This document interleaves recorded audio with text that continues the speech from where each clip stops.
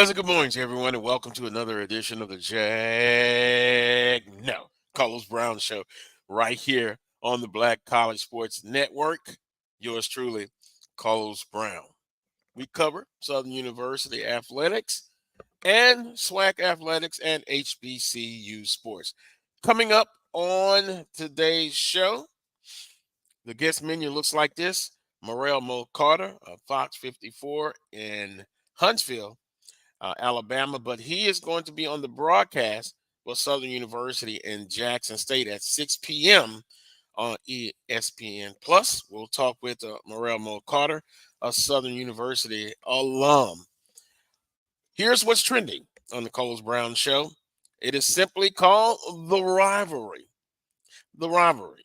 Southern University and Jackson State. We'll talk a lot about the rivalry. Great football game at 6 p.m. on ESPN Plus. Alcorn State hires a new A.D. Dwayne Robinson is now athletic director at Alcorn State University. And SWAC Basketball Media Day is set coming up this week. That's what's trending on the Carlos Brown Show. Now, let's introduce the panel. We got Charles Edmond live from the stadium in Lorman, Mississippi. Willa Brown, Baltimore, Maryland, and Vann Pettaway, simply known as the coach, from Huntsville, Alabama. Good morning, guys. Good afternoon to you, Willer, and good morning to you, Charles. Good morning. Good afternoon, everybody. Good morning. Well, it is a good morning. We want to start off with a couple of things. I was supposed to be in Jackson, Mississippi for this weekend. You know, I love the rivalry. But unfortunately, there was a little storm that came through the Gulf South. And, hey, it made landing in Louisiana. So I kind of put my plans on hold.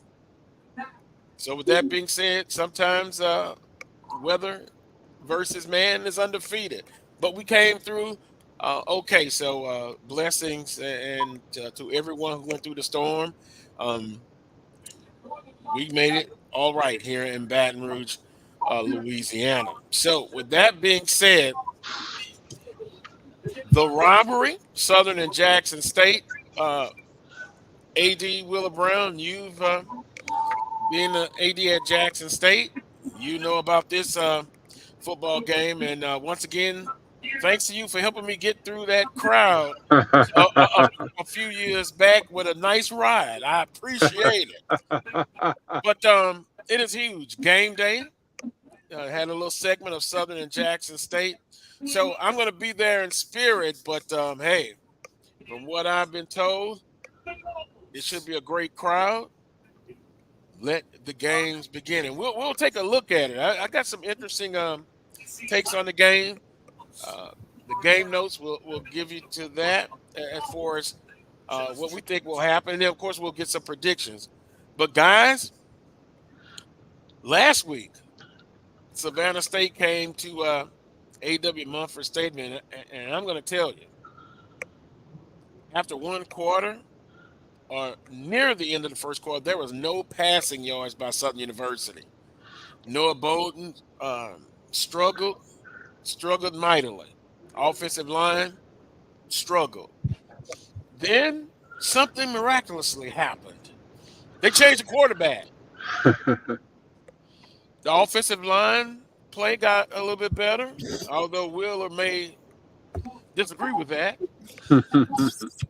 Then Xavier T-Set went on to throw for 316 yards.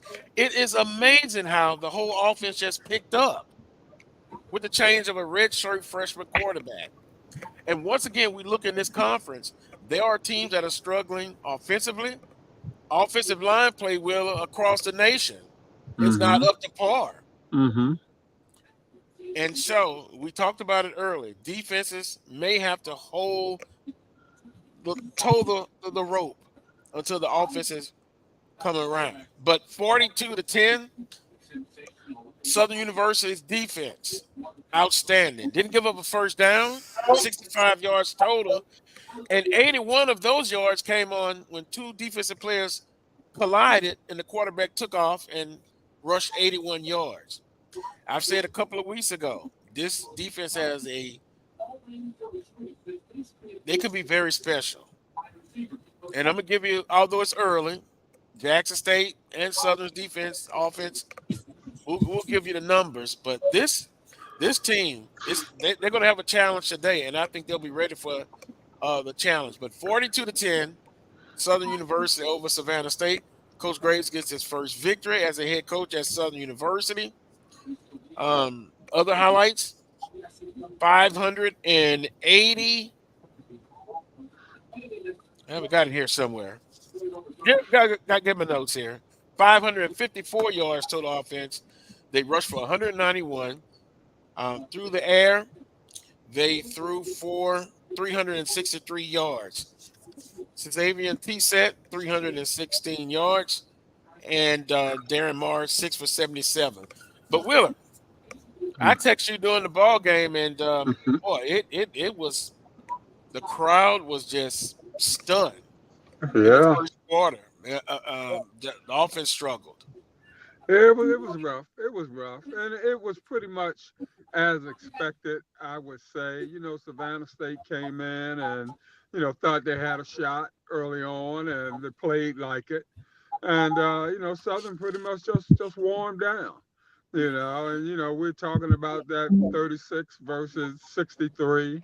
Southern just warmed down, but it got a spark from the new kid coming in at quarterback, and I thought he did some good things. Although he did overthrow some deep routes a couple times, but that's neither here or there. And it's going to take a lot of guts to go into Jackson today with the young boy, in that kind of atmosphere. We'll pretty much see what he's worth, wholeheartedly this evening. It's interesting, Coach Pettaway, redshirt freshman, coming out of high school, 3-star quarterback. They related a story. The first time he started was his sophomore year, and it was in a pressure cooker. Now, I know high school is different in college, Wheeler, but he just seems to have the attitude of, hey, I'm here, I've been making plays, and that's what I'm going to do. And I guess it's kind of disappointing that you have a redshirt junior, Coach Pettaway, that struggled now for at least 5 quarters in the season. So the coaching staff had to make a move, and I agree with them. They had to get a spark to the offense, and that's what they did, Coach. Right. Well, that's why it's a team. Next man up. And I mean, to me, what that does, it just shows that you do have some depth. The kids are buying in because when you're that person when you're backing up someone, when you get in the game, you need to be productive. And this kid was, and that's what you look for. So you all can look at it this way. No matter who starts, you got 2 quarterbacks that you have confidence in. And as long as the team has confidence in them, I think you guys will be okay. And that's what you look for. That quarterback is your point guard. And when you got a good point guard that your team believes in and you believe him as a coaching staff, then things will go well for you. So it doesn't matter about his classification. It's good that the young man was stepped up and was ready to play when his number was called. Charles, we talked about it. Offenses will struggle going into the season. And when you look at the first couple of playing dates, you have some teams that are struggling offensively, whether it's quarterback play, O-line. It's just one of the situations where the defense will have to toe the rope, toe the line. Yeah, I'm actually jealous. Jackson State. Don't be jealous, Charles. I'm jealous. You guys have found a little offensive rhythm. So it's a lot of teams, and here we are sitting here. Our first home game of the year. And we have yet to score an offensive touchdown in 2 games. Just 1 field goal to show for it. Against Vanderbilt, we didn't even have a snap on Vanderbilt's side of the 50. So I'm a little bit jealous of what's going on. Teams are finding a little offensive mojo, and here we are trying to get that going. And we're going to start Xavier Vaughn at quarterback today. Said Thomas rolled it out there Monday. He said Xavier Vaughn, a 5th-year senior. He played with Jermaine Gales, who was the head coach at Lincoln. And Coach Thomas was familiar with him when he was at Pine Bluff. So he's a 5th-year senior, and we're going to roll it out with him at quarterback today to hope to provide a spark. But, yeah, I mean, if you can find a little continuity offensively, go with the hot hand. I think that's what Southern is doing right now. And, we'll see if T.C. Taylor coming off their win over Lane, we'll see if they've got the quarterback to have that kind of offensive continuity. But we're looking for it here, and I hope we get it today. Well, I will say, you've played up the first 2 weeks. Right. Group of 5 the first game, then Vanderbilt, who is on a roll.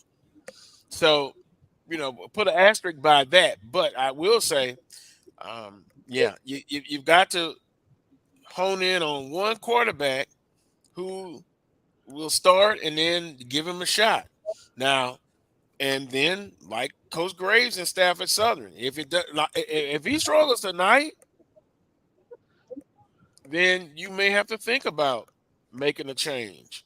But I think the panel said last week, if you got 2-3 quarterbacks, you have none. Mm-hmm. And so with that being said, we'll have our predictions for that game. Edward Waters, a much improved team than the team that I saw come into A.W. Mumford Stadium a few years back. Am I going to say that they're going to win the game? No. But they're much improved. And they shouldn't win the game, Carlos. They're not. Let's be frank. And I don't. Let's be brutally honest. I don't. I don't think that. Well, I mean, coaches have the wherewithal to, see and pick and choose, who they think will be the hot hand. But with Alcorn having played up these past 2 weeks, do you really have that sample that you need to have in terms of making a particular judgment call at the quarterback position? Who knows how that kid would have played today against a lesser opponent. So, I mean, but it is what it is. And, coaches, they got the wisdom, more wisdom than I have anyway. And they're with those kids every day and every minute of the day. So, they know exactly what it is that they're looking for and how they evaluate the kids. And so, obviously Coach saw something that he needed to go ahead and make the change. And so he's going to make it right now. Yeah, well, he's a CEO. He's probably not listening to the fan base. Maybe that's a good thing because I'm sure they're not happy. But I wouldn't say they're not happy. I think the expectation was that kind of Tyler Macon would kind of take the reins.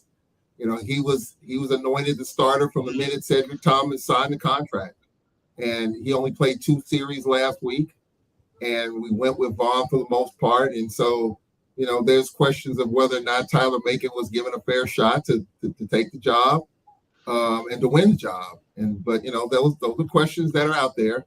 But Thomas, the plan was after the first couple of games to name a starter and hitch your wagon behind that guy, whoever it might have been, whether it was Macon, whether it was Vaughn or Rod Hartsfield. We played 4 quarterbacks last week. So right now, it's going to be Xavier Vaughn. And Cedric Thomas said, we rolling with Xavier Vaughn. And if we can run the football, and make it a little easier for Xavier Vaughn, I think, we'll have a shot. The one thing about it is that you can't let a team like Edward Waters stick around early in the game. You got to go ahead and put this thing to bed because the longer the underdog hangs around, the more confidence they get. And, our fan base is a little antsy at times. And so I think that's what we're looking for. Our defense has been really good, but our defense has been on the field too long. special teams, punt and kickoff coverage needs some work. Got to increase that. Right now, the offense is the issue at this point in time. We got to get a little bit of rhythm going, and hopefully Xavier Vaughn and that running game can make that happen. And I think even this week, you expect to win, expect to dominate. Next week will be another test, because then, correct, they'll be playing equal opponent, right?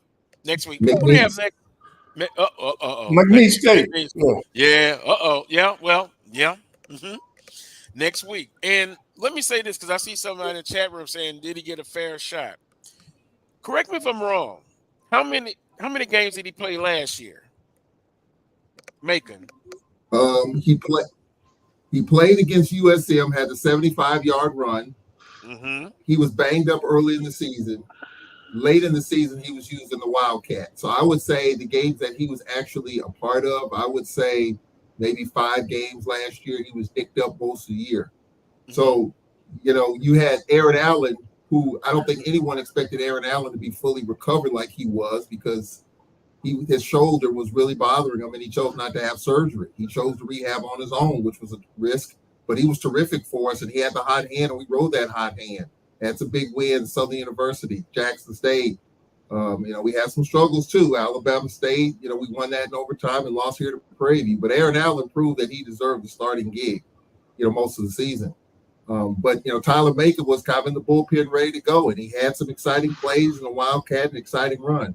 So I think the expectation was that he would be ready to go. But it's been kind of a struggle so far for Tyler Macon. Had a turnover last week. And Thomas said we got to protect the football. So I think after discussions with Jermaine Gales, who he's worked with at UAPB as his OC when he was the head coach, he knows him well and vice versa. And Vaughn, who's been with 3 programs now, and Thomas and Gales know him. I think they just made the executive decision to play the experienced guy, and we'll see what happens. And hey, if things bog down, I wouldn't.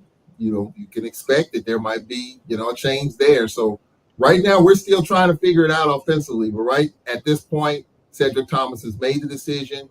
He's going to go with Vaughn, and we're going to see how this thing goes. And, hey, he can provide the spark for us. We'll take it because our defense is playing okay. Special teams got to work, got to avoid long punt kickoff returns. We got to work on that. But right now we got to find a trigger man that can get it done. In years past, it's been John Gibbs, it's been Felix Harper, it's been Lenoris Footman, it's been Noah Johnson. You've known who that's going to be. The first 2 games, right now we have it. And as of game 3, we're going to have Xavier Vaughn. We'll see what happens. And Carlos, I'll say this, when your number's called, there ain't no guarantee in terms of, how long you're going to be on the line. Your number's called. You got to go out there and do the best you can in the time frame that you've been allotted. And, you hope and pray that, what you've done is satisfactory to the coaching staff. But, you say what is a fair shot, but in all actuality, what is a fair shot? You get an opportunity to get out there and show what you can do. Granted, I don't think anybody grades the kids on the number of yardage that, they get and all that sort of thing. But I'm sure they're looking at leadership skills. I'm sure they're looking at whether or not, the kid is executing, the offense the way that the coaches want them to, that sort of thing. And if those things aren't happening, according to the matrix that the coaches are using, then you got to go ahead and make the call. And see, you remember we talked about on the show a couple of times. In the grand scheme of things, I need a quarterback that can make the throws. And from the outside looking in, to me, Macon's attributes he's more of an athletic quarterback.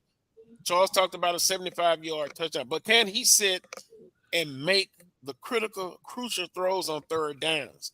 And a lot of times you're seeing quarterbacks, they seem to want to run so quickly. Now sometimes you have to make plays with legs. But Allen last year, my sample size, he was the best quarterback on that roster for Alcorn State, and they're missing somebody like that. And it's interesting. You're going to be going into next week with McNeese, and based on what you see today, you don't have a quarterback. Coach Pettaway is like a point guard on a Right. basketball Right. team. Well, see, correct. But see, that's what I'm saying now. But to me, you look at what they played against, the two opponents that they've gone up against. Would any one of those quarterbacks have done well against those two teams? I don't know. And you look at this schedule. 3 of the first 4 games, you playing money games. Is that a fair way to evaluate your talent because you're playing against these people? Mm-hmm. See, I think what you're doing, you could be destroying these kids mentally. Because you are playing all three of their first 4 games like this, but talent-wise, you don't really know what you have until you play somebody on your level. Wait till they start playing teams on their level. Correct, right. Then you make that decision about who can play and who cannot play. Nobody can play against the Power 5. I don't think anybody can play against the Power 5. Go ahead. One of the things that Coach Thomas did admit on Monday, which was kind of refreshing but kind of shocking too, is that even though his OC Jermaine Gales wanted to go full bore in these first 2 games playing up, Coach Thomas, like he said this week, he's been on both sides of it where he's coached at USM where a team scores 100 points. He's also been on the other side of it where the team that he's coached, like UAP's giving up 100 points. And so what he said was he wanted to back off a little bit, run the clock. And he even admitted that, I heard this, that we've had linemen get banged up in these first 2 games. And so what he said was, look, let's get what we can get out of this. Let's run the football and let's save what we can save going forward as we get ready for Edward Waters, McNeese, and UAPB and the like. So Thomas did admit that he held up a little bit for these first 2 games. Yes, they tried to do what they could. But again, once we had an offensive lineman and a defensive lineman get banged up in these first 2 games. And so at some point, Thomas had to say, you know what? Enough is enough. What we can get. We played everybody on this roster. We know what we have. And, that's kind of the unfortunate part when you're playing up like this. When the games get out of hand, you don't want to lose people, even though you can lose a player on any play. I think Thomas saw that things kind of slipped away. Even though the first quarter, these first 2 games, we were kind of right there, but we just didn't make enough offensive plays to be able to put our foot in the ground offensively and say, you know what, we can make something happen here. And so at that point, he had to slow things down a little bit, run the football. But that was a struggle for us. I mean, have we been through a 2-game stretch like this in which we haven't at least got the ball in the end zone? We had a game stretch in which we didn't have 1 snap on the opposition side of the 50. So it's different. It's unusual because we're used to having at least some sort of productivity, but it hasn't been there. And I've been in practice. Thomas says it has not deterred the mental attitude of these players. They're determined out here on high school and community colleges day to get off to a fast start. And I think we're going to have to do that and have some success to get the fans excited. Our defense is fine. But offensively, we know you've got to have a serviceable and a manageable and a productive quarterback and a good running game. And hopefully we can get that today. And hopefully now with a new AD, here you go again. You just got to schedule smarter to me, But anyway, we've talked about that enough about these guarantee games. We'll take a timeout. When we come back, we'll wrap up Southern and Savannah State. Southern 42-10 over Savannah State. A tale of 2 halves. An offense that struggled in the first quarter made a quarterback change. So Xavier T-Set, newcomer player of the week, threw for 316 yards, and it was like a light switch. The offense got going. And we'll also talk with Morrell Mo Carter. He's on the call for ESPN Plus, or ESPN. Southern and Jackson State. We got the game notes, statistical story. It's going to tell us something. Charles just talks about defense, but you're looking at looking briefly at the statistics through 2 games. You're looking at 2 of the top 2 defenses in the conference. And for Southern's defense, they didn't give up a first down last week. McNeese State, who Alcorn plays next week, Yeah, they scored 21 points, but you remember how they got them? Southern defense pitched a shutout. And I mean a literal shutout. But then special teams reared his head. And he reared his head last week against Savannah State, another blocked field goal attempt. And that led to Savannah State getting 3 points. But a shutout. This defense and Jackson State defense. Quick note, Wheeler, which offensive line can be able to neutralize that defense in the defensive line? That's the key. But we'll get into it. We'll take a quick timeout. You're watching the Carlos Brown Show right here on the Black College Sports Network. We shall return. Hey, grab me one too.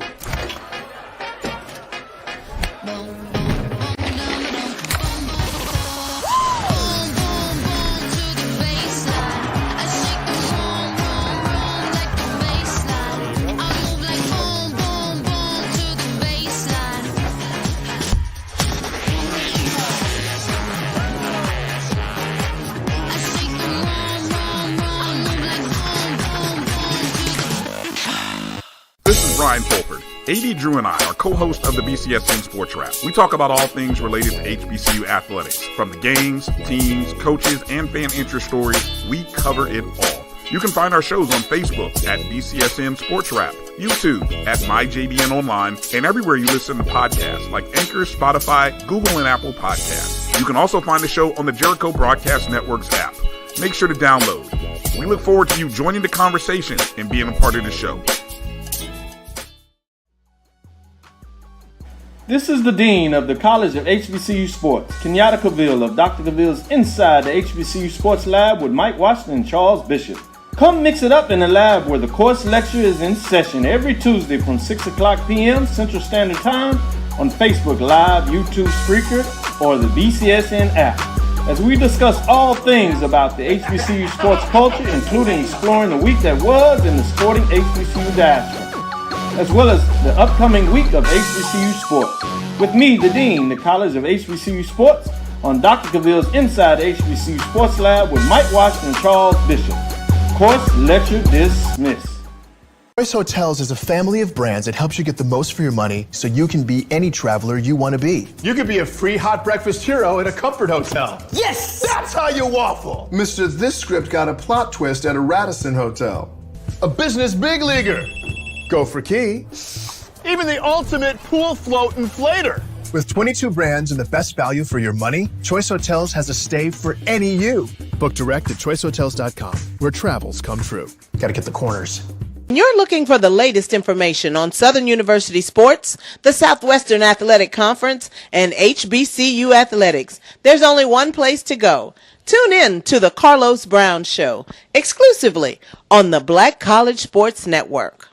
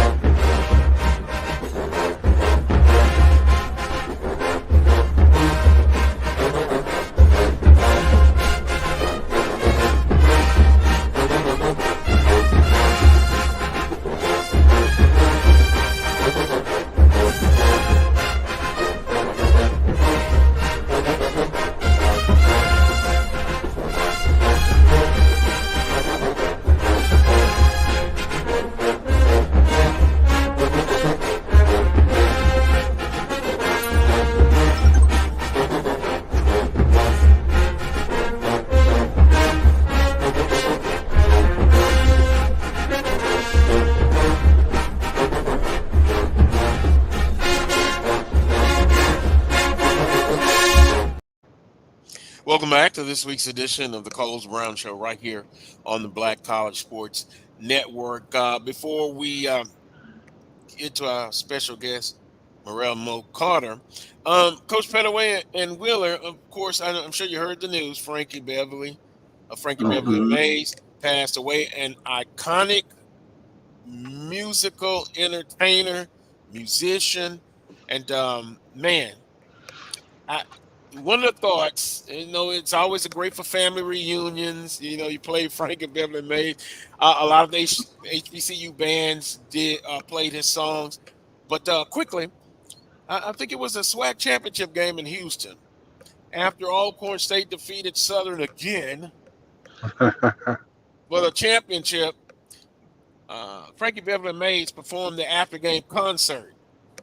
And I didn't lose my mind because of the smooth sounds of Frankie Beverly and Mays. And that kind of perhaps made me feel good after that football game, which is, when you're on the end of the losing stick, it's not pretty good. It's not good at all. But journey well, Frankie. May the ancestors accept you into the spiritual realm. But his music lives on. Coach Pettaway. And Carlos, I got a chance to meet him personally. He did a concert at Alabama A&M, and it was in Elmore. And his promoter, his manager, is Joe Douglas, and he's from the Huntsville area, or his wife. Oh, okay. And so Joe asked me, could Frankie use my conference room and my office? Could they turn that into a dressing room for him? And I told him yes. And then I said, the only thing I asked, man, I said, just please make sure that the people that are coming in here, I said, I know how some of these people are. I said, make sure they don't leave anything that they're not supposed to leave in my office or in this area, right? And he said, well, Vann, he said, you ain't got to worry about that with Frankie. He said, in fact, he'll let you know himself. So Frankie came up to, he said, Coach, you don't have to worry about anything. He said, we ain't gonna have nothing with us. He said, but some water and some juice. He said, that's it. But no, I got a chance to meet him personally, man. And he's been to A&M maybe 3 or 4 times, but he only had to use my office that one time because the next 2 times he was at the stadium. So he was a nice guy, man. And I've always loved his music. And then got the opportunity to meet him, man. It was great. Yes, man. Well, his music will live on. Yep. To say the least. Our special guest is coming up in a few minutes, Morrell Mo Carter. But the tail of the tape, game notes, Jackson State and Southern University. Overall series, Southern leads the series 36-33. Now, last year, Jackson State won 27-14.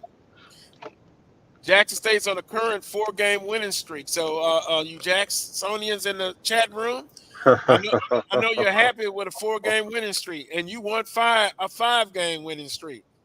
But before the 4-game winning streak, Southern was on an 8-game winning streak. But you know what? That is what rivalries are about, Wheeler. Yeah. It's not dominated by one side. Jackson State is on a 4-game winning streak against Southern. Southern was on an 8-game winning streak. As a matter of fact, I don't believe Dawson Odom's former coach lost a game to Jackson State. Wow. And I've been accused of giving Dawson Odom a hard time when he was here. No, not me. So now, Carlos, with the weather being the way it is, do you think that's going to affect Jag Nation from going down to the game? Well, I did get some complaints about a $50 ticket price, and reserve was $75. Yeah, I saw that. Now, somebody confirmed that for me, and our next guest, our special guest, will let us know about the weather in Jackson. But to answer your question, it may have some effect. But you know what, Coach Pettaway? The field for both teams is going to affect both teams. Although some would say maybe it'll start raining when Southern has the football, and then when Jackson has it, then the clouds kind of go away. That's not going to happen. That's going to, hey, 5 in a row? Well, we'll see. Tail of the tape, points per game, Jackson State 36, Southern 24. Points allowed a game, Jackson State 18, Southern 15. Here's the stat that sticks out to me. Total defense game, Southern picked up 168 points. Jackson State 21. So, chopping up, Carlos. Chopping up. Carlos. Okay. Well, Yeah. can you hear me now? Good. There Yes. you go. Okay. I said to tell the tape, Southern 168 yards given up defensively. Jackson State 221. So both defenses are stingy, very stingy. So now let me ask you this: do you think that Jackson State jacked up the ticket prices to discourage Jaguar Nation from showing up? Well, Coach Pettaway, you know, I don't want to get in trouble, but I often do. I don't think so. I don't think so. No, Well, but because the Jackson fans buy season tickets, so that they already have tickets. well, I think from an economic standpoint, the Jaguar Nation travels well, Wheeler. And you're taking advantage of it. And it's You're a taking rivalry. So advantage of it. they Definitely. look at it as an economic Windfall. windfall. Thank you. Definitely. Yeah, so that's what I'm saying. That's why I think they purposely jacked it up because they knew that this game was in the band. So that's why they jacked up the ticket price. Well, I think what they lose in people, they will gain because of the increase in the ticket price. Yeah, so I'm thinking that's the mindset. Yeah. Now here's the thing. Wheeler, if this is the only game that's $50, yeah, we got a problem. We have a problem. Homecoming will probably be 50. Okay, Homecoming will probably be 50. Florida A&M at home. Yeah. Yeah, so all the games are 50. But FAMU is not going to travel like Southern. I'm sorry.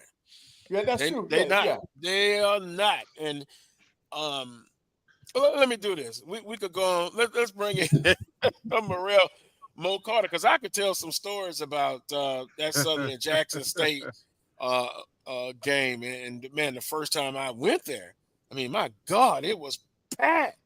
It was packed. So both fan bases are just alike.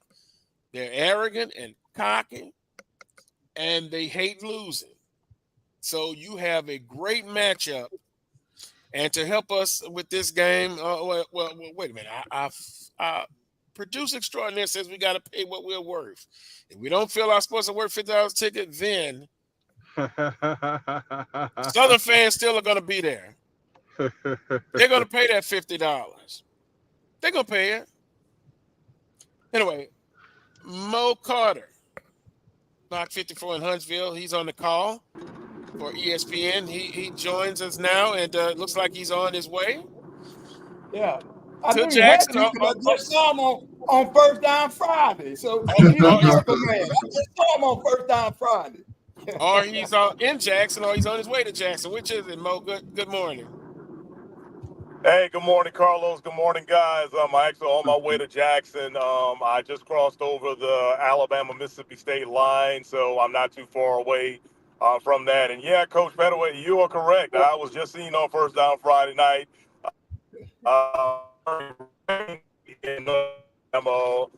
We had to have the rain gear galore, but everybody was A-okay last night. Got home a little later than what I expected, thanks to Kansas State and Arizona coming on before us. But it's all good. Got enough rest, and now I'm ready for what's going down at 6 o'clock this evening. And Morrell, you participated in this rivalry. Now you get a chance to call the game. What are your initial first thoughts on the game tonight at 6 p.m.?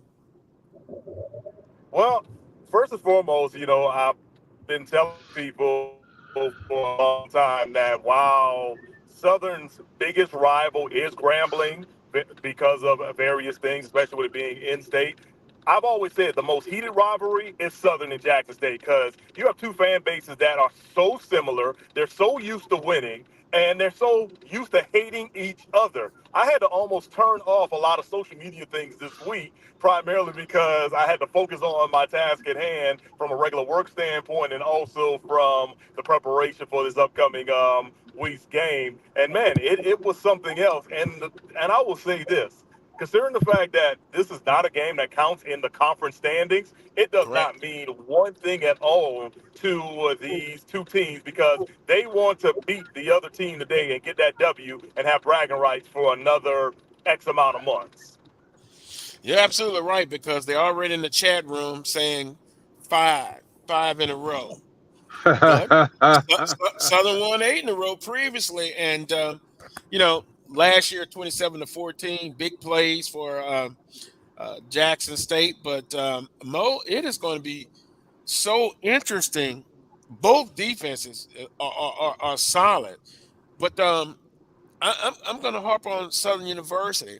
McNeese gets 21 points, but they literally only go down the field for 7 points. 14 points came from special teams turnovers. Then last week, Southern's defense basically shut out Savannah State. Now, I know some people say, well, Savannah's a big difference than McNeese State. But to the point, McNeese State literally offense only garnered 7 points. So this defense, which defense dominates dominates in this game tonight? I'll be honest with you. I don't think either defense dominates in this game. I think this becomes a stalemate, and it becomes a situation to where which defense can cause the opposing offense to actually mess things up, or can you get points off of the opposition from a defensive standpoint, or can you also set your offense up in good field position? Because I feel like both of these defenses are two of the best, not only in the Southwestern Athletic Conference, but also in all of FCS football just in general. So literally the defense that can cause the most havoc for the opposing offense will definitely get a leg up today. But man, it's about as even as it can, because both squads have solid defensive front and pretty good play on the defensive backfield side too. Well, if we look at it, we can say advantage who offensively, because Southern has switched quarterbacks and they've struggled. I think, to be honest with you have to give the advantage offensively to Jackson State based on what they played a group of 5, ULM, and then they scored a lot of points last week, albeit against a Division II school. So, with that being said, panel, advantage who on offense? So I'll give the slight advantage to Jackson State on offense, but key word is slight. And the reason why I say that is at the moment, I do not know who will be the starting quarterback today, who's going to be QB1 for Jackson State. Jacobian Morgan has been, the guy, but McCoy got the start last week because Coach T.C. Taylor says that he believes in giving guys opportunities. So while both guys are great dynamic players at that position, they bring different intangibles to the offense when they're both out there or whatever. Both of them have pretty strong arms, and but McCoy is the better runner of the two. He's probably the better athlete of the two. So you keep Southern's defense on their toes because you don't know who you're preparing for. And Coach Graves and Coach Henry Miller have to do some extra preparation compared to if you're Jackson State.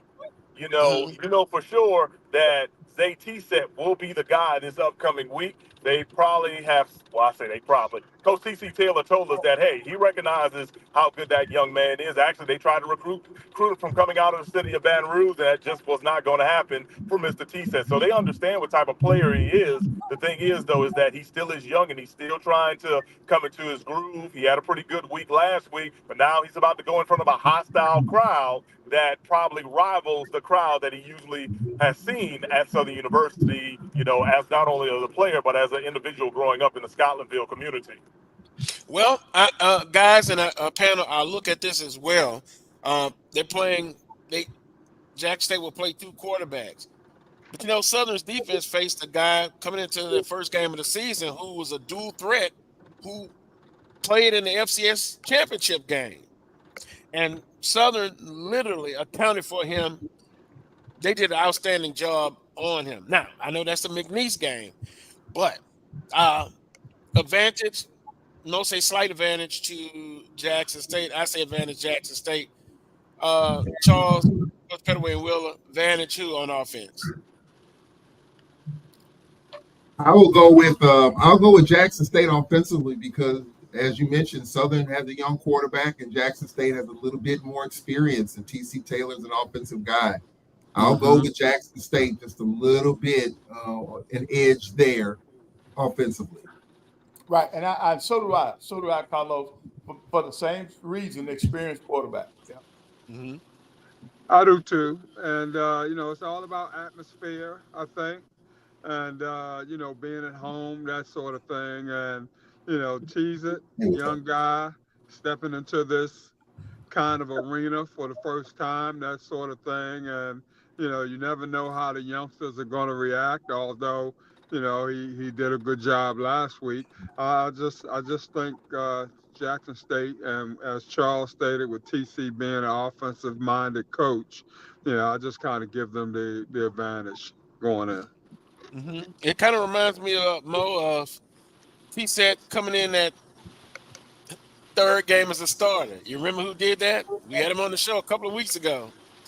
Eric Randall against Mississippi Valley State, and he never let the reins go after that and went on to have a great career.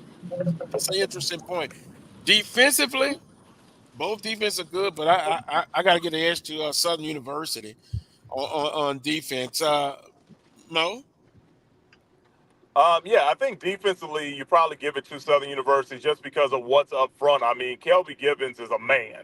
He really, really is a man. And that's one thing that Coach T.C. Taylor would not stop talking about when it comes to double teaming him. He said they might have to triple team that guy because he is the type of player that will not only disrupt an offense, he is a game changer as far as what they can do. I mean, and Coach Taylor literally told us that at the end of the day, there's the reason why Kelby Gibbons of Southern University was named the SWAC preseason Defensive Player of the Year. So clearly, they have to have an eye out on them. And I think as he goes, that Southern We lost Mo there.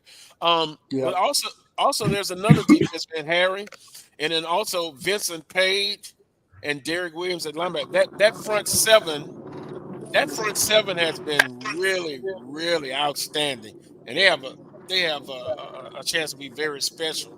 I think we'll look back at the end of the season, and I think my comments, you'll see that hey, it came true. We got you back, Mo. We lost you for a second. Yep. Yeah, sorry about that. Somebody was calling in that sense. But yeah, like I was saying, Kelby Gibbons, I mean, he literally is a guy that he can disrupt offenses and really change the trajectory of the game. So because of that, Coach T.C. Taylor says they have to find a way to double team, maybe triple team, and also understand where that guy is because as he goes, that defense goes. And really, if you think about it, Southern's defensive front probably is the strongest unit they have. So they're going to provide a challenge for that offensive line for Jackson State to really, really make some things go. But honestly, I just think this, and I think somebody just put it in the chat or whatever not too long ago too, that offensive line play will be key for both teams if they want to really have a good balance overall, no matter if you're Southern or you're Jackson State.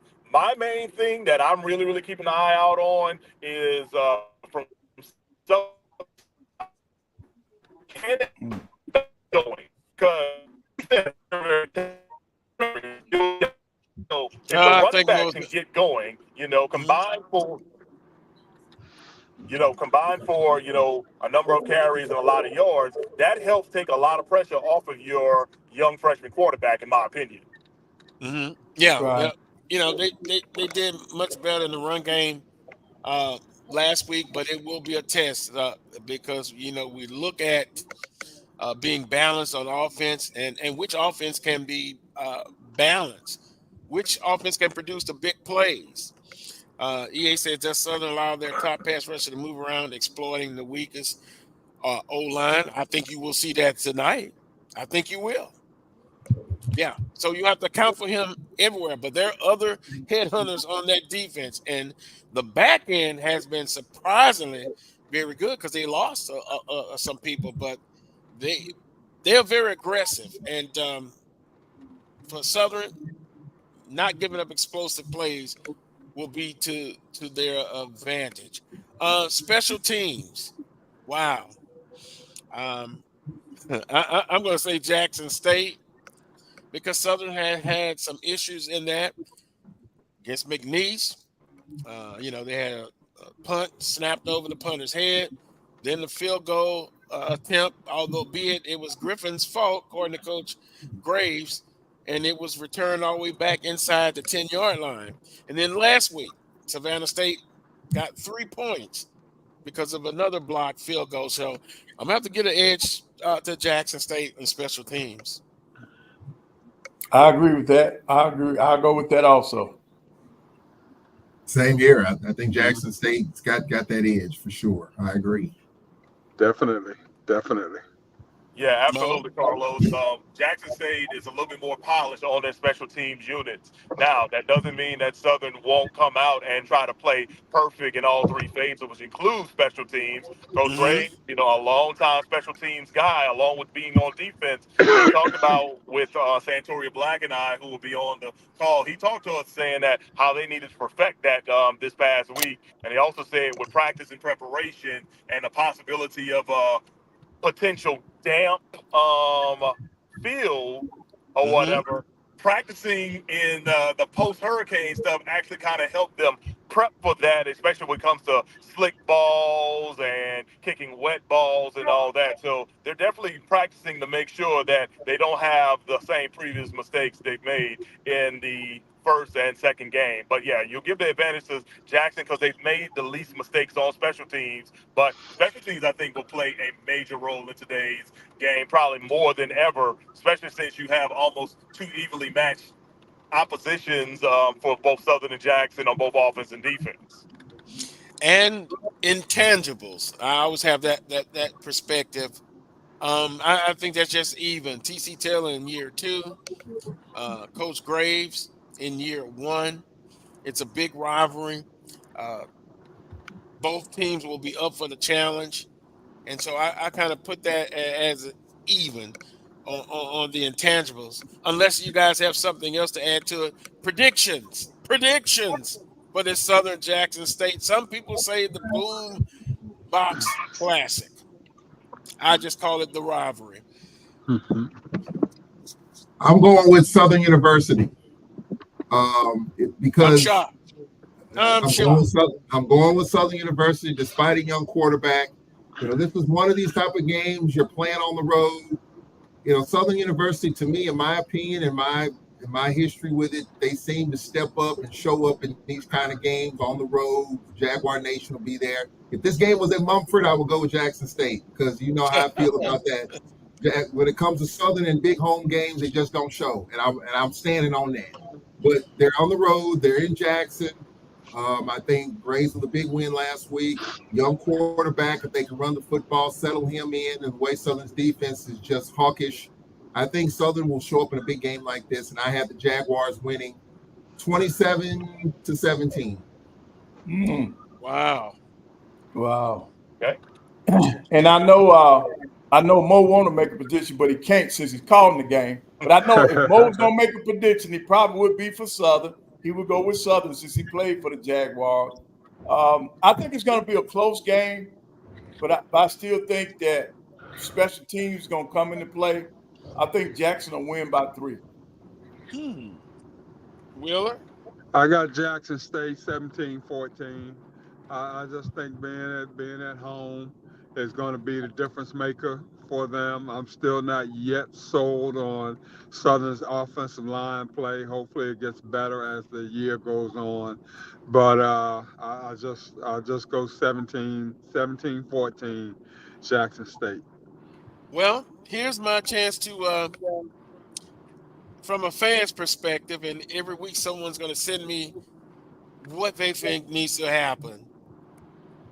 Okay, so here's my thoughts on tomorrow night. Southern must come out wanting to be the aggressor, but under control.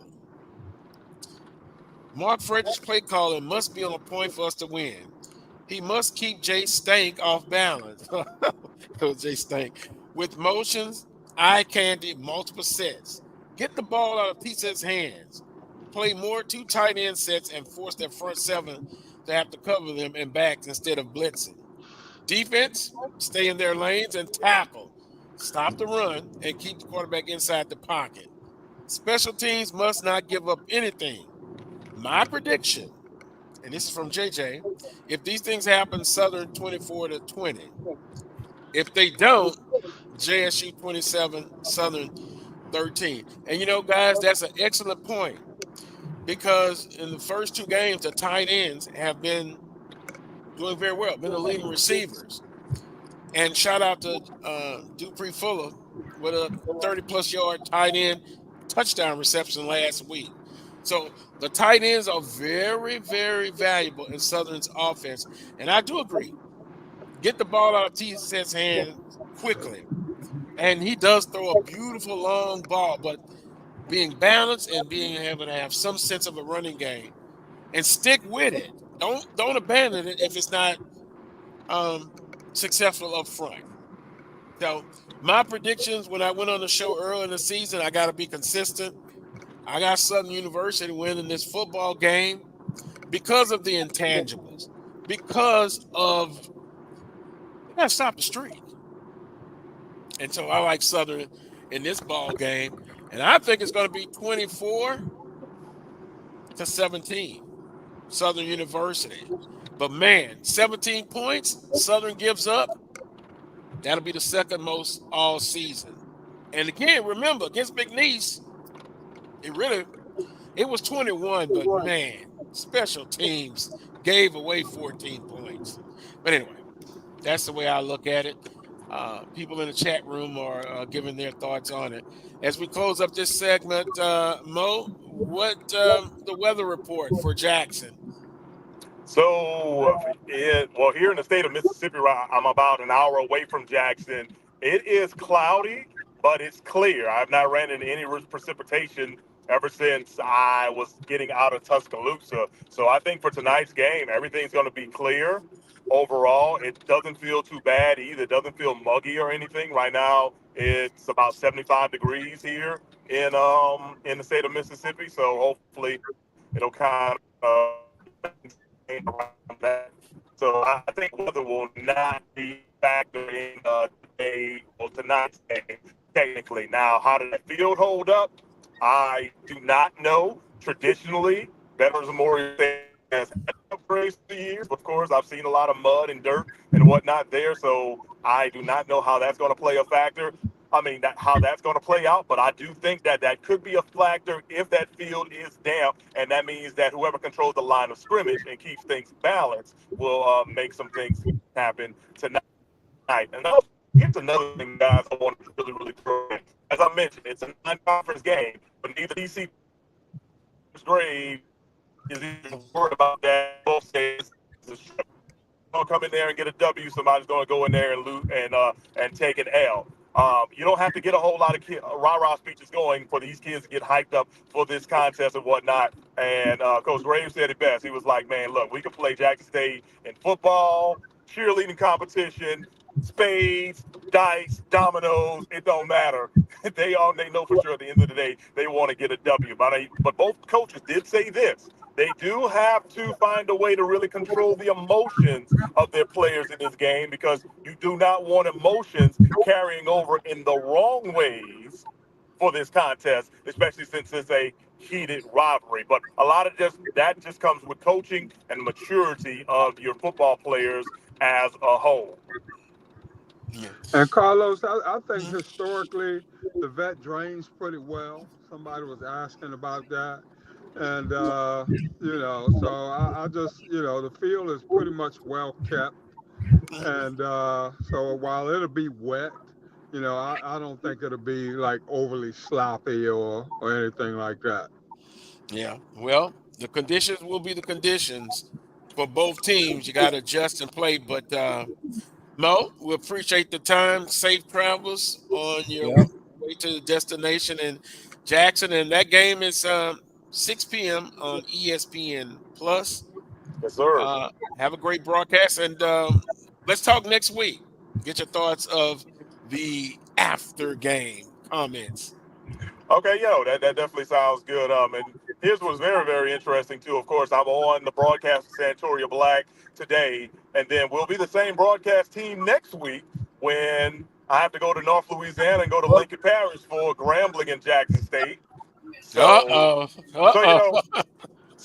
you know how I'm gonna be feeling about that from a personal standpoint. My bank account will say differently, but But at the same time, you can kind of almost put Santoria in the same spot I'm in today because, hey, he's a GSU man who has to call the game between his school's two biggest rivals. So, but at the end of the day, you got to keep everything professional, and we know for sure once our call time rolls at 5 o'clock to get ready for that 6 o'clock, it's all about calling things straightforward, no bias. No this side of the track, no that side of the track. It's, hey, we represent the Southwestern Athletic Conference and ESPN, and we want to make sure that everyone enjoys what they will see on the ESPN family of networks. And also, I am so grateful for the athletic directors of Roman Banks and also Ashley Robinson for listening to these fans a few months ago and asking them to move this game from 2 p.m. to 6 p.m. Yep. Yes, because well, look how it played out. Even if it had been at 2 p.m. or 1 p.m., party cloud, but 6 p.m. is where it needs to be. And that's where the game is. Now you got all day to get those two rabid fan bases energized. Not that they need it, but man, you can see the smoke from the barbecues, the tailgating, RVs, all of that. Cedric, shame on you. 56. Hey, did Cedric bump his head? Did Cedric bump his head? Wow. If it's 56 to 7, if it's 56 to 7, I'm going to become a monk and I'm moving to top. Yeah. It should be a good game, though. It should be a good game. Mo, appreciate you. No problem. You guys have a good one now. All right. Okay, Mo. Hang in there, Mo. All right. Morrell Mo Carter, we appreciate him. He was driving to his destination. He's on the call, 6 p.m. on ESPN Plus. Boy, the comments are coming in. And see, this is what happens, when you're on a 4-game winning streak, some people are just not realistic. But you throw and Will, this, throw the records out of the book in this game. That's true. I mean, the bands are going to be blasting before the game, during the game, and after the game. And some fan base is going to be terribly disappointed. I had a guy come on and tell me that when they lost to Jackson State, man, he kicked the cat. Shame on him. We don't want to do that in light of what happened this week with dogs and cats. But he was in a bad mood all week. Week after the game. So it's point taken. It's an intense rivalry. Well, Carlos, my first Southern Jackson State rivalry in terms of being at the game, I was actually at Veterans Memorial Stadium, and I had heard about all the pregame stuff and how many fans are there 3 hours before the game. And I was on that field at Memorial Stadium, and I swear there was probably 50,000 people in the stadium 3 hours before the game, and I had never seen anything like that in my life. Like, wow, this is the real deal. And that's when Southern was good, Jackson was good.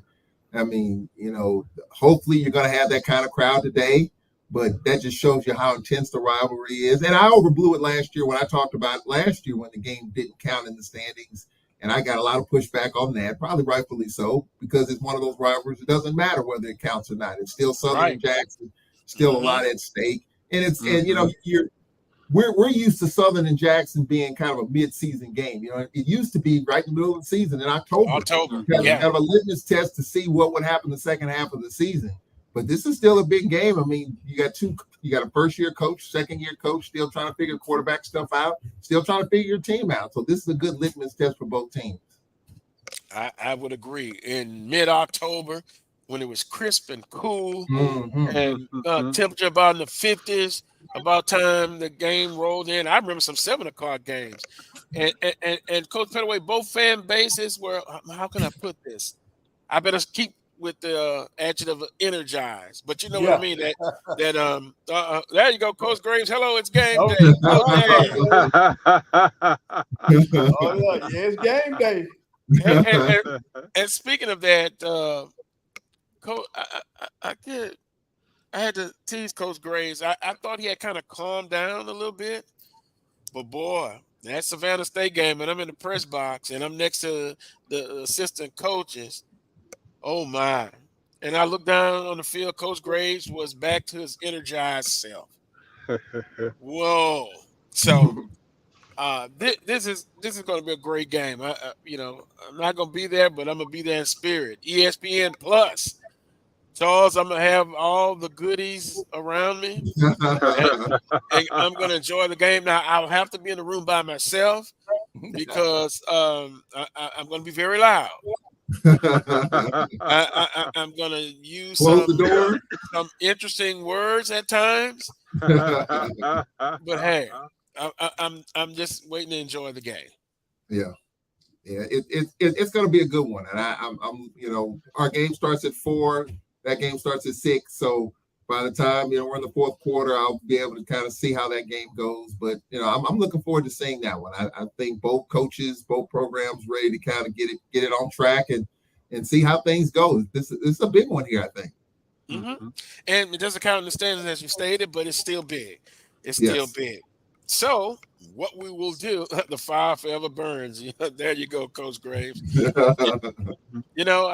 don't know if I could coach. I'd probably meet my maker on the sideline. I would just be, I'd be so passionate, and you kind of, you can be passionate, but you can't be too passionate because you got to still, manage the game. Yeah, you have to manage the game.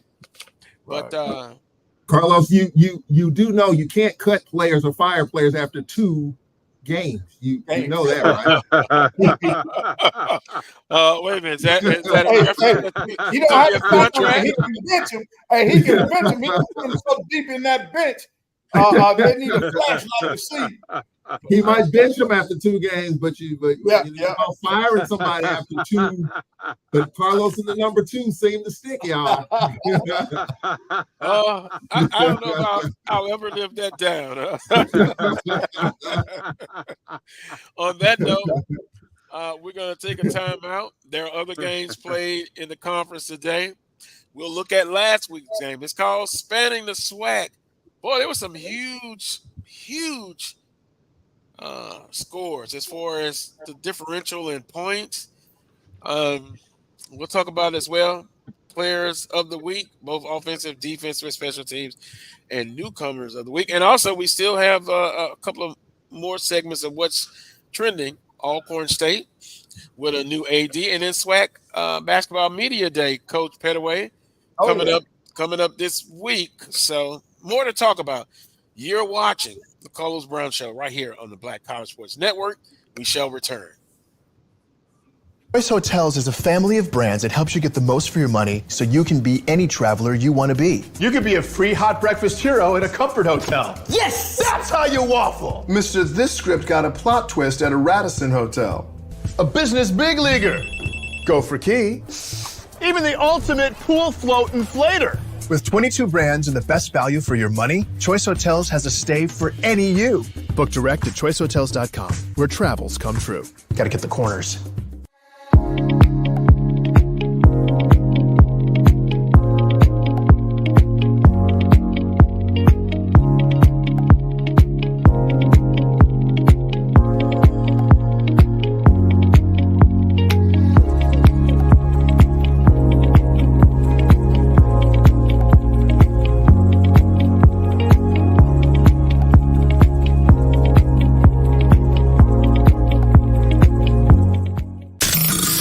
Human Voice has always connected audiences with experiences. Major brands all across America have trusted Kever's voice time and time again.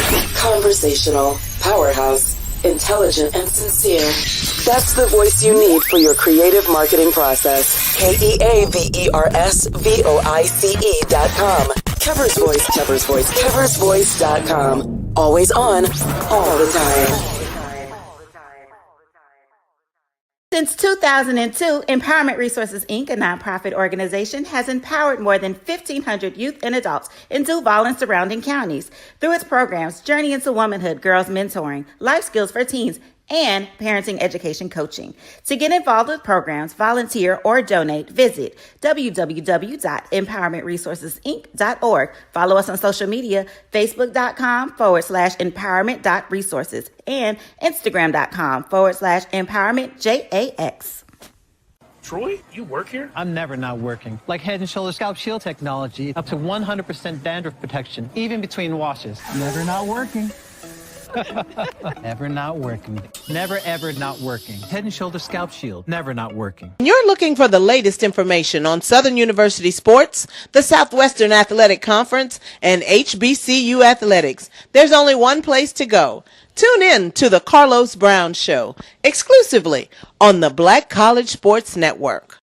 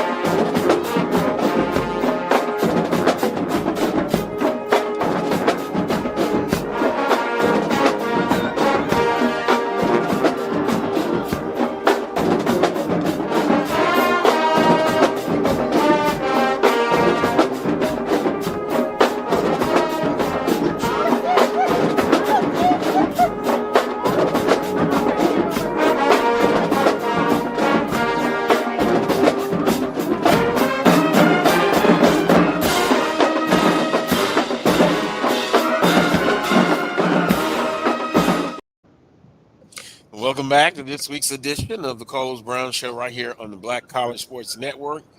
Make sure you hit the notification, thumbs up, like button, all of that. Yes, sir. Salute Frankie Beverly. Rest in peace. And passed away this week. And we kind of giving a little musical tribute featuring different bands performing his song. Maze featuring Frankie Beverly's Golden Time of the Day. Oh, I can think of, I like all of the songs, guys. All of them. Man, just to relax sometimes on a Saturday or Sunday, or if you're on your favorite destination place and have a little bit of that music going on with your favorite adult beverage. That's what I'm talking about. Oh, my goodness. But back to the big game. I think it's a game of the week in the conference. Southern and Jackson State guys. I've been kind of doing the break, looking at the chat room. Our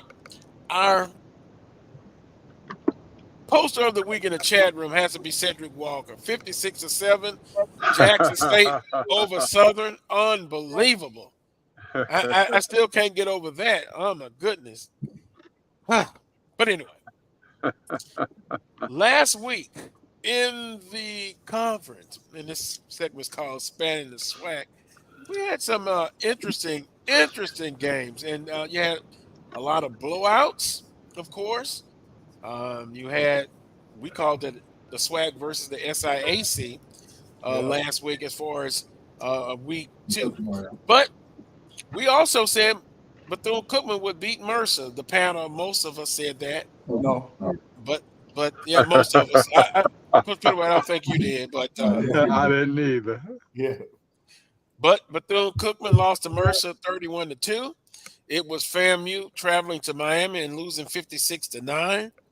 Alabama State, although I thought somebody on the panel said Miles in the upset, Alabama State, which now down to the bare minimum at quarterback play, 24-3 over Miles. It was Alabama A&M over Kentucky State 49-7. Mississippi Valley State lost to Lamar 28-14. Of course, Southern over Savannah State 42-10. It was Grambling State over Tuskegee 37-20. Hey, Tuskegee put 20 points on the board. Yeah. They can play. I'm looking at that at the Bayou Classic come time. Let's see. Because most of the SWAC teams didn't give up too many points to the SIAC team last week. But hey, I guess you call that's my shot at Grambling State for the week. And that's why some of these other teams don't want to fool with Tuskegee either. I mean, I expected Grambling to win, but that was the kind of score I thought it would be. I thought Tuskegee was going to come out and give you something, and they gave you something. So hey, bring it. I don't know who's the Pete Richardson Classic team for next year, 2025. But I would love to see Tuskegee come. Coach Pettaway, you can't run away from the competition. Right, and they travel now. Tuskegee people travel. They do. Yep, they travel. Let's see if we can get that. Let me see if I got some pull. See if we can get that. Might be too late, but maybe in future years. Look how Willer's looking at me like, come on, Carlos. ADs don't listen to podcast hosts. I know that. Hey, in a big game and Prairie View A&M over Northwestern State 37-31. That's one SWAC victory against the Southland. But then you turn around, Northwestern State lost 87-10 to South Alabama. Yeah. What does that say? Hey. They're not good. You're not good. It says that Northwestern State needs that $350,000 that they were getting, and they had a running clock in the fourth quarter. Something you don't see very often in college football. Well, yeah. I experienced it. They ran the clock in the third and the fourth quarter down in the Yeah. Well, these games are. We'll continue to see them, and that was against a group of 5. But Northwestern State has had some issues the last couple of years. But hey, Prairie View gets a 6-point victory over Northwestern State, so kudos. Texas Southern lost 69-7 to Rice, and again, that's a group of 5. That's not a power 5. Alcorn State lost to Vanderbilt 55-0, and Arkansas Baptist lost to Arkansas Pine Bluff 73-70. Wow. They lost 73-0, 73-3 to Arkansas, and then a total switch. I'll be honest, I didn't know who Arkansas Baptist was. I don't think a lot of people know who Arkansas Baptist is. And I still don't. But Wheeler, what does you know what? That's like Virginia Lynchburg. That's like the Virginia Lynchburg of Arkansas. What I would like to see, and I think I brought this up a few years ago, and maybe it's time to bring it up again. NFL, albeit they have 3 preseason games. High schools have in Baton Rouge what we call Louisiana jamborees. Yeah. College football doesn't have a warm-up game. That's where I would like to see. Wait a minute! Don't say that. That means $400,000, $500,000 checks would be gone because you can't make that kind of money playing in what am I saying, Willa? A preseason game. I know it won't happen, and then people will complain about, well, if I got to travel to Alabama for an exhibition game, no, you just pick a local college to play it. But we won't see that, right? I know. See, I think outside the box sometimes. No, you are dead spot, Carlos. I mentioned this a while ago as well, that I do think the way the college game is going is mirroring the NFL. You got these 2-minute timeouts in college, which is a 2-minute warning. You might as well say that. So you got iPads on the sidelines now, just like in the NFL. You're becoming to see this mirror the NFL, and I would not be surprised if someone an AD has brought up maybe playing a game in August just to kind of see what you got. I think that's probably privately discussed, and in the next 10 years, I think something like that might happen. And in basketball, Coach Pettaway? Hey, I think either that or they're going to allow them to have a preseason scrimmage against a 4-year school. You may not have an exhibition game, but they'll have the scrimmage where you can control what you're working on. I can see that. Maybe a joint practice too, Right. Yeah. That's what that preseason scrimmage would look like. A joint practice. And she can go across town. They can go to Southeastern, but most likely, LSU. it's just travel. Charles, what's wrong? What are you saying, Charles? No, Coach Pettaway, I was going to say, I mean, in college basketball, you're seeing it now. I'm reading games in October right now, some big marquee matchups in October. The season doesn't really start until November, but you're seeing some of these they're quoting them exhibition games. They're money makers. So you're seeing that in basketball right now. And again, the way football is growing, trying to mirror the NFL, in 10 years, I wouldn't be surprised if there's going to be some sort of exhibition-ish type games in August. I would not be surprised at that. Well, now let me turn it over to the hardliner. I'm sure he's gonna cut down this idea. Will, what do you think? Not necessarily cut it down, but there's a but. Anything that you're trying to do that's going to add dollars, not add dollars, but take dollars away from the budget. Somebody's got to travel, Carlos. I mean, unless you can find somebody across town, as Coach Pettaway was saying, in order to minimize expenses. I mean, I would have no problem with it as long as we can minimize expenses. I mean, but you don't want to add anything to the mix that's going to take away funds that are already tight in the beginning. I mean, it'd be nice to be able to see what you have, that sort of thing. But, I mean, you don't see what you have now. So, I mean, I don't know that that's really going to make a whole hell of a lot of difference. If you scrimmage somebody from across town or what have you. It just kind of gives you a break from banging on each other or what have you. But, if it ain't no money involved, Carlos, I'm kind of frown on it a little bit. But, if a coach comes into my office and says that and makes a compelling case for why he needs this to happen, then we'll try our best to try and make it happen. If we got to cut some things in some other areas, or maybe he gets 50 jock straps instead of 85 or what have you. But we'll try to make it work if we can. Will is so enthusiastic. Coach Graves, what do you think? What do you think, Coach Graves? That'll be interesting though, because everybody's doing it. College is the only one that doesn't have that type of exhibition or even a joint practice. I mean, hey, you could. I'm sure some fans would pay to see that. Yeah. So I think there are enough schools that are in close proximity, like even here, ULM, Louisiana Tech. Just 2 hours up the road, have a joint practice or two against La Tech or ULM, scrimmage maybe. I mean, I think that makes sense. If again, as Wheeler Brown said, it's not cheap. You got to rent buses, you got to feed them and all that. There's a cost associated with that. But if you can get some sponsors to kind of make that happen, I think it would be worth. I think coaches would go for it. Just a joint practice against. I mean, we're not saying a joint practice against Clemson.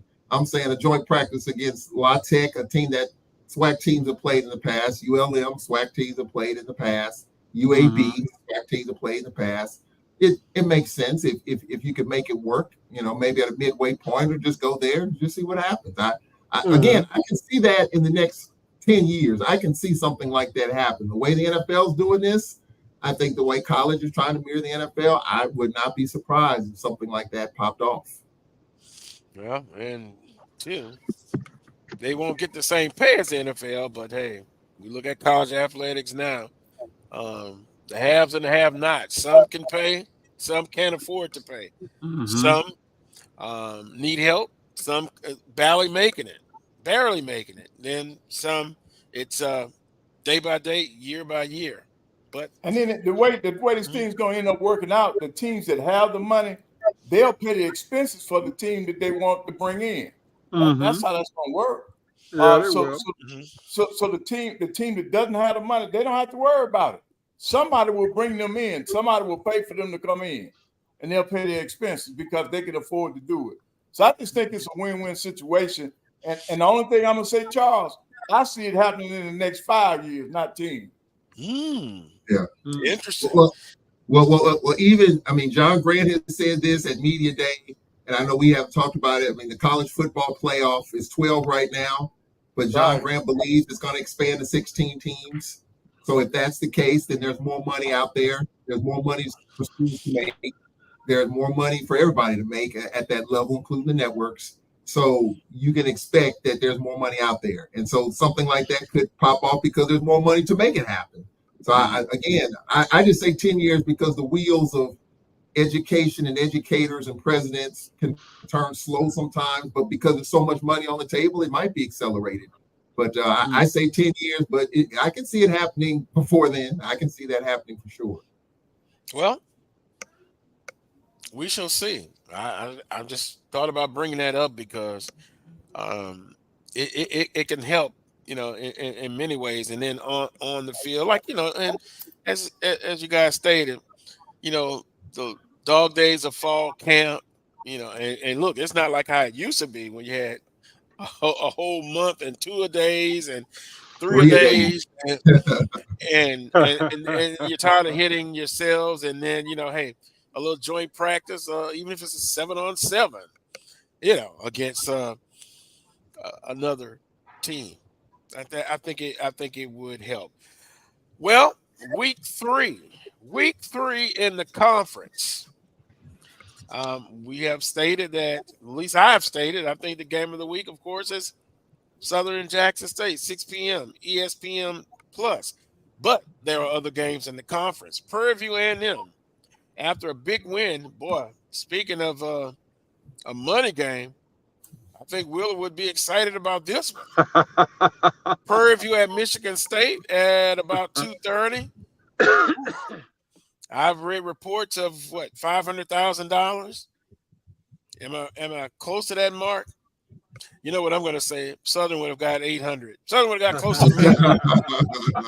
But anyway, 500,000. And plus. Prairie View should have negotiated more than that. I mean, that's what I've been saying. Who's negotiating? That particular game, when you're talking about a opponent of that caliber, there's no way that should not have been a $750,000, $800,000 game. I agree, Wheeler. Yeah. I try to squeeze 900,000. Yeah, so I mean, and they can afford it. So yes, yeah. I mean, it's not like you're going to bankrupt the University of Michigan, in order for them to have that game. So that was a bad deal on somebody's part. Mm-hmm. Unless Michigan is taking the expenses and all that sort of thing. Now, if you're giving me $500 clear and you're taking care of all my expenses, transportation, meals, hotels, all that sort of, then I'm good. Mm-hmm. We're good. I'll take $5. Yeah. And hurry up and get in there and get back. $1 million check. I'll take care of in a perfect world. That's after expenses. That might be a little bit too tough to chew. But Wheeler Vanderbilt, hey, Southern University is getting that, buddy. Trust me. Maybe after they ain't getting $1 million plus expenses. Ain't gonna happen. Maybe after expenses, at least 700,000. Well, has anybody ever got $1 million?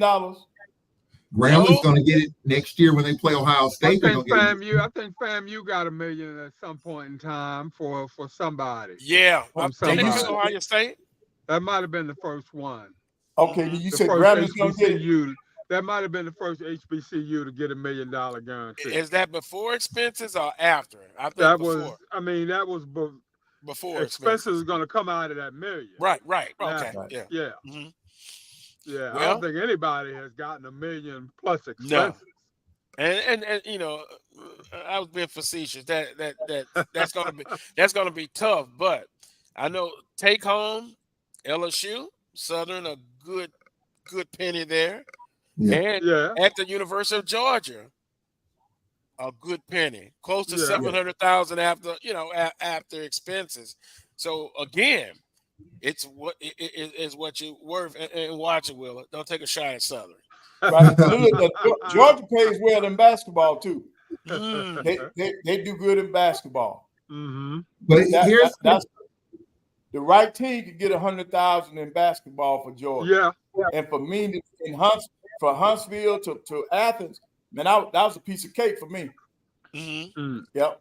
Yeah. But here's a question for me. Here's a question for me, Wheeler Brown, as an AD, in terms of, we talk about these contracts and we don't know, what's all in these deals. I know when Delaware State played Hawaii, they got a check, and Hawaii took care of it, which I saw the contract. It was surprising that what they took care of, all Delaware State had to pay for was meals at the hotel. And they got $200,000. The flights were taken care of. Unless it was a certain amount of money per ticket. I thought it was a really good deal. You get a good trip to Hawaii and experience all that. But what is a good, what would you like as an AD to come home with when you're playing at Michigan State? Let's just say it's $700,000 and expenses aren't paid. Like, you got to pay for the flight. You're chartering a plane, I'm sure. What would you like to clear as an AD for a game like that? If you bring home $400,000, it costs $300 to go. My goal would always be to bring home at least 75% of the guarantee after expenses. I can live with that. So if I can bring home 75% of the guarantee, it's been a successful trip, a successful negotiation for me.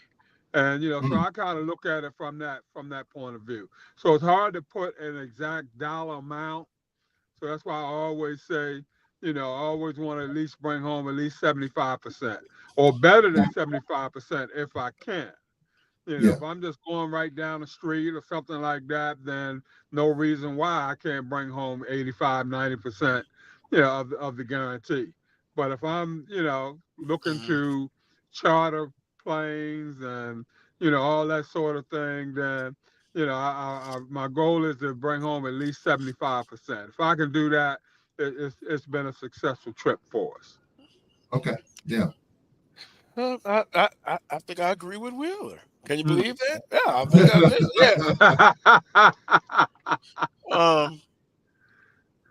yeah, because again, you have expenses.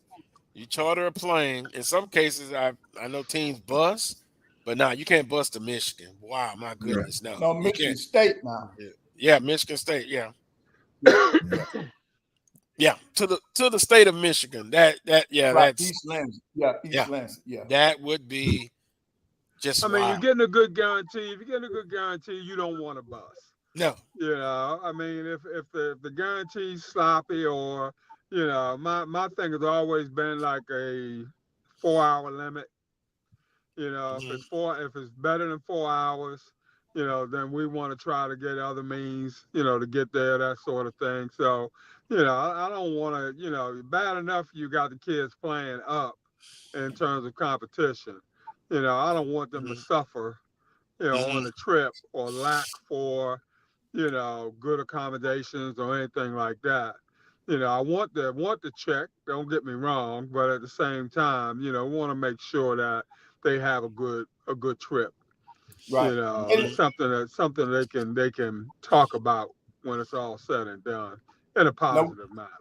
Now, Will, a school like Western Michigan, Bethune-Cookman going to Western Michigan. They offered me at one time. They offered me to play me in basketball. They weren't paying well. Has that changed? No, I don't think it's changed.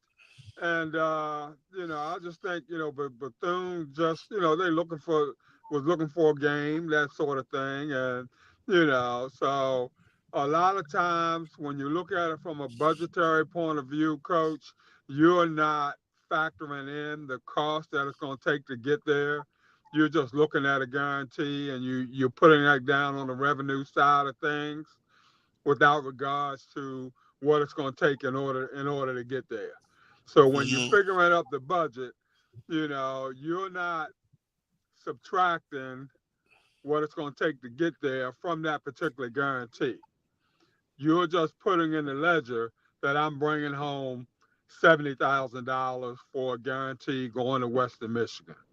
And so they're looking at that particular portion of it in terms of, Coach Pettaway brought in a guarantee for $70,000. They're not looking at the fact that it's costing Coach Pettaway $30,000 in order to get there, room and board and all that sort of thing. So Coach Pettaway is really bringing in $40,000. They're not looking at it from that point of view. Even though from an AD's point of view, you have to kind of look at it from that point of view.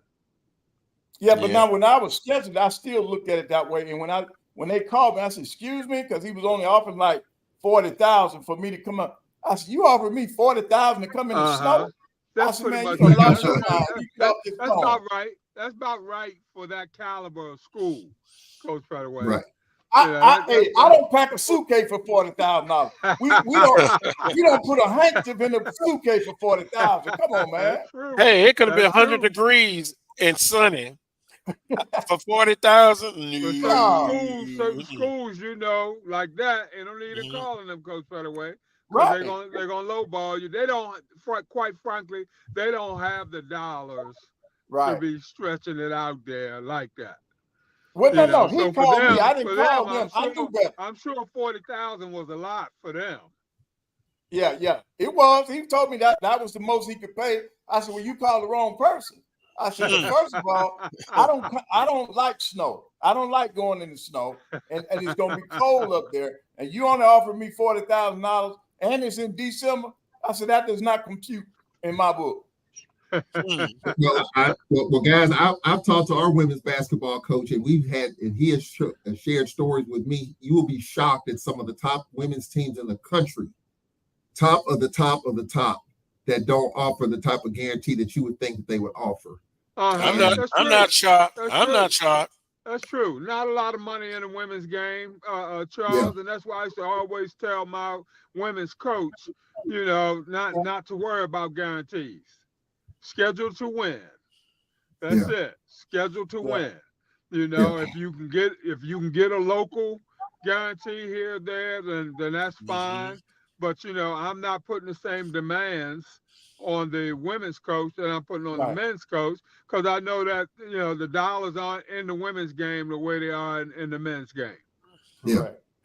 So let's schedule to win. Let's do when we make our schedule, we can get a couple here and there, a couple $20,000 guarantees, $25,000, as long as it's not costing me anything to get there and everything is coming out of what that guarantee is. I'm okay. Schedule the way that you need to schedule, and make sure we got a pretty decent record when it's time to go into conference play.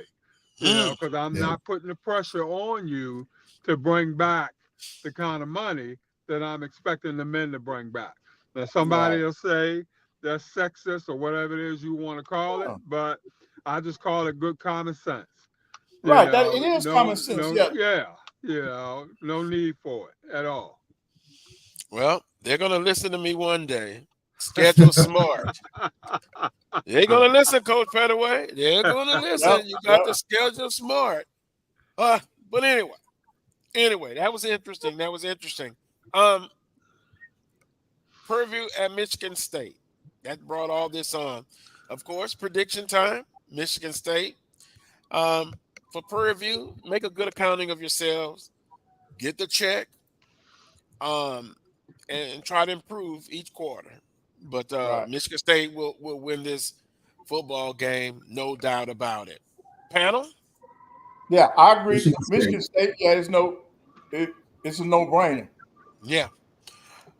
Well, I think, Willa, that will put you down. Oh, definitely. You come out of there, the objective is to come out of there as injury-free as you possibly can. Bring that check on home, and let's get ready for the following week. Go to your subs early. If it starts to get out of hand early, go to your bench early. Let a lot of kids play. Get your main kids up out of there, and bring the money on home. Let's call it a day. Wow. LSU. Ooh, it's gonna be hot and heavy here in Baton Rouge. let me Brian Kelly loses that game. It's gonna be rough next week. I can tell you that. Coach Pettaway, Not everybody can coach in Baton Rouge. I keep telling you that. It's pressure everywhere, I know, but it's on steroids here. Boy, post game will be interesting. God creates coaches. We got it under control. Got it.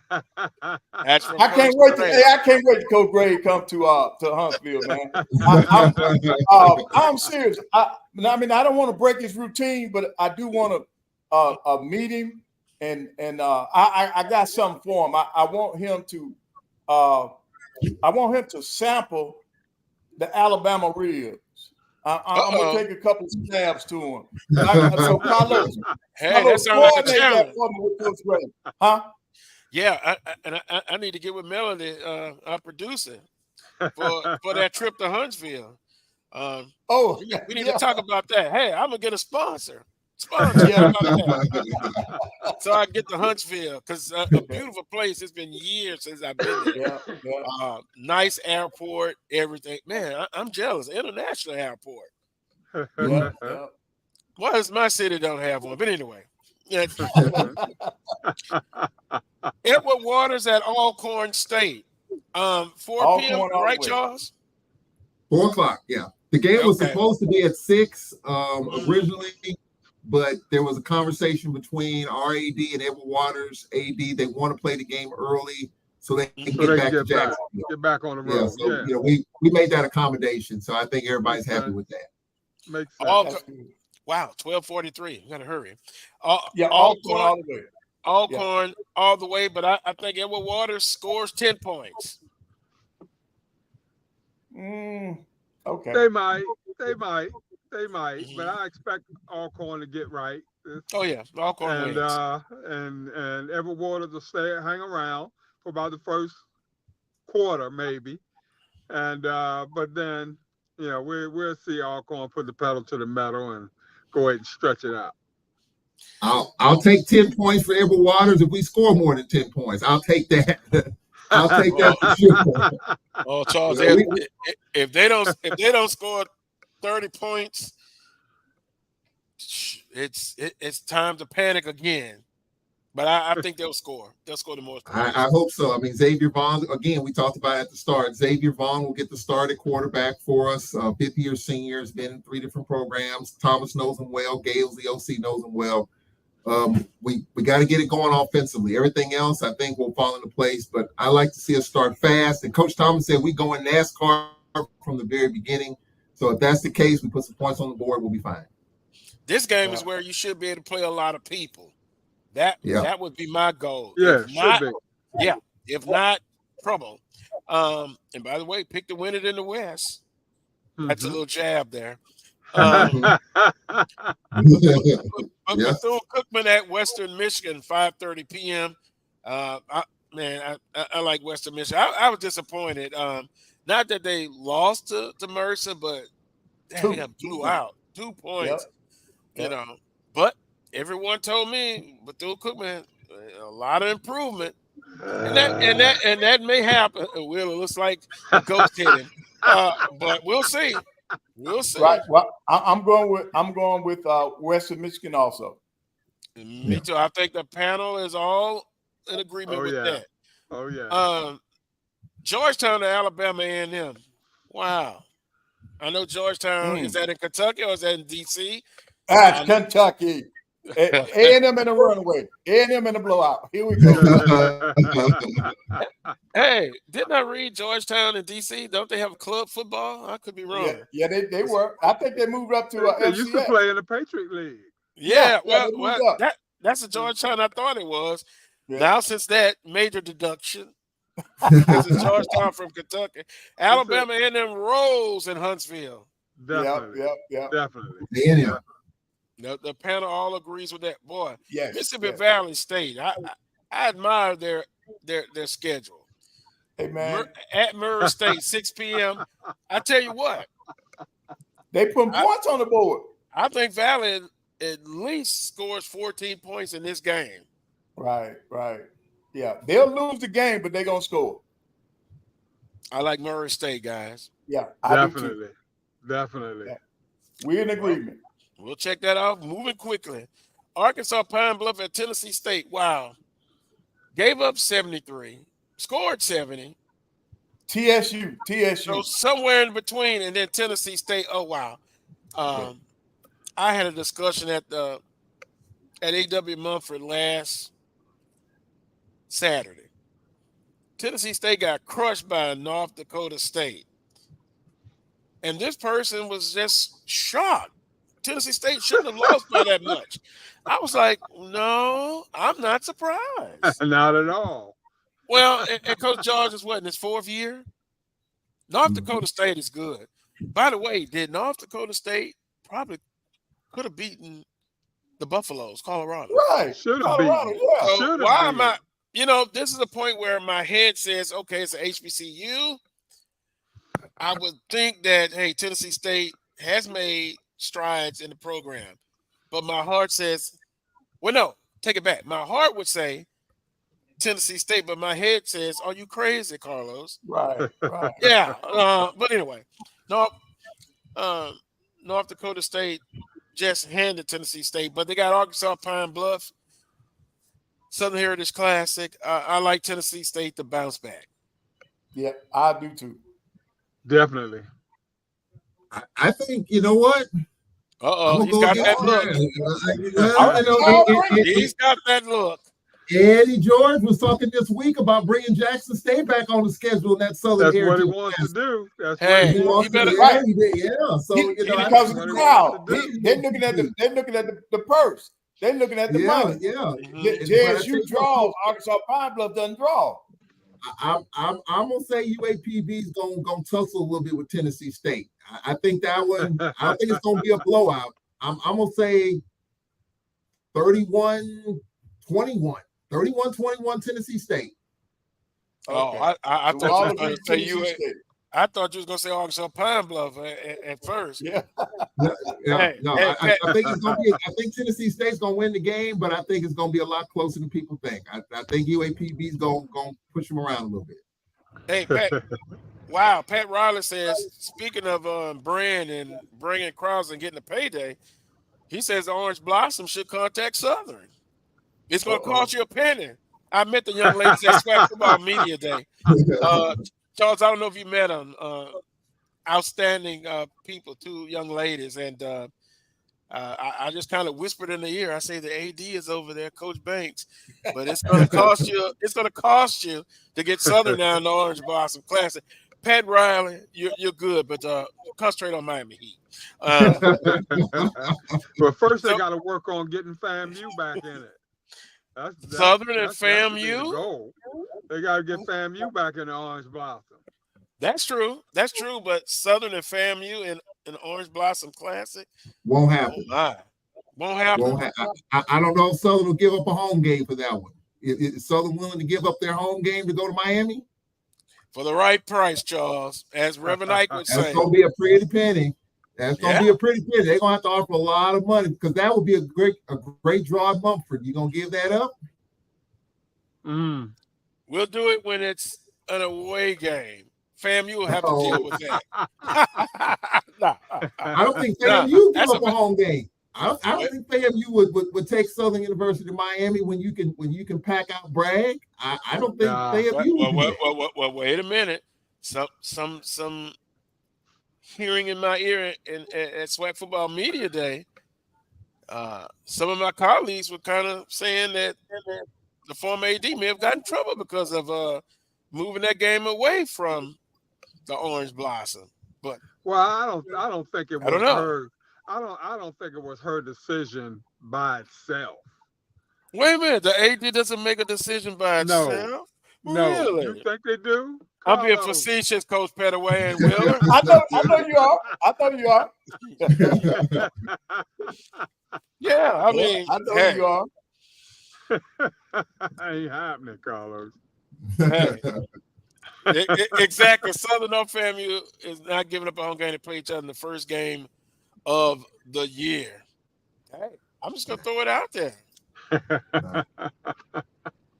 We were scheduled to play in the Orange Blossom. Yeah, we were scheduled to play in the Orange Blossom, and it was some crazy circumstances. I've heard 2 different stories. about why we did not sign that contract.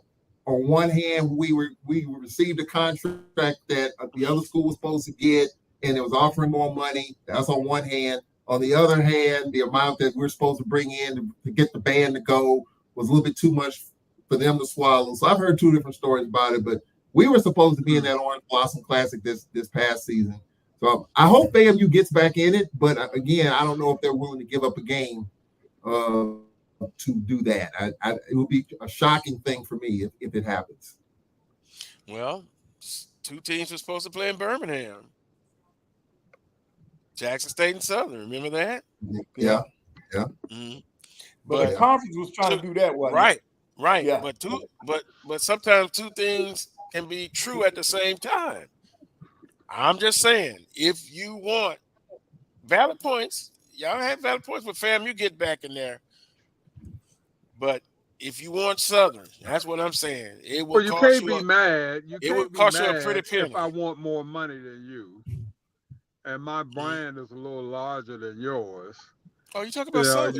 You can't be mad if I want more money than you if I'm giving up a home game, and the only thing you're giving up is that you got to travel a little bit further because you were going to come to me anyway.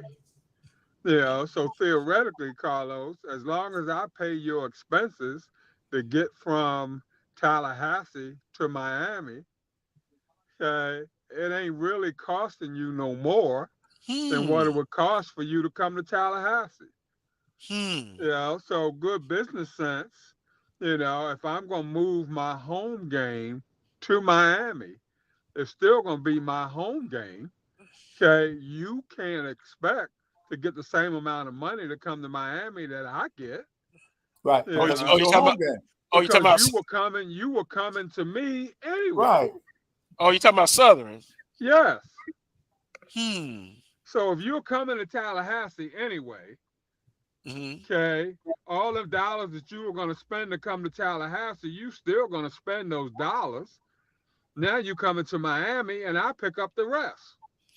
Right, and to your point, Southern and FAMU, they don't rotate off the schedule. They're permanent opponents. In conference. So like Jackson State and Southern, they don't roll off the schedule, but it's non-conference.